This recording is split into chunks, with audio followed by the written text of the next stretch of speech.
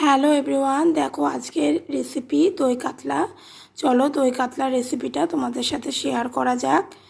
প্রথমে কাতলা মাছগুলোকে ভালো করে ধুয়ে পরিমাণ মতো হলুদ আর স্বাদ মতো লবণ ভালো করে মাখিয়ে নিচ্ছি। এখন সে ফ্লেম অন করে কড়াই বসিয়ে সর্ষের তেল ভালোভাবে গরম হলে মাছগুলোকে তেলের মধ্যে দিয়ে মাছগুলোর দু পিঠই ভালো করে ভেজে নেব। এক পিঠ ভাজা হয়ে গেছে, অপর পিঠটাও ভালো করে ভেজে নিচ্ছি। দেখুন মাছগুলো ভাজা হয়ে গেছে, একটা পাত্রে মাছগুলোকে তুলে নিচ্ছি। এখন ওই তেলের মধ্যে গোটা জিরে আর শুকনো লঙ্কা ফোড়ন দিয়ে পেঁয়াজ বাটাটা ভালোভাবে তেলের মধ্যে দিয়ে কষিয়ে নিচ্ছি।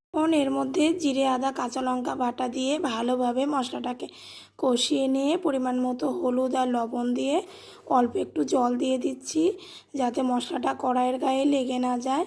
ভালো করে মশলা কষানো হয়ে গেছে। এখন এখানে অল্প একটু লবণ দিয়ে ফেটানো টক দই দিয়ে ঝোল একটু ফুটলে ভেজে রাখা মাছগুলোকে দিয়ে তৈরি হয়ে গেল দই কাতলা।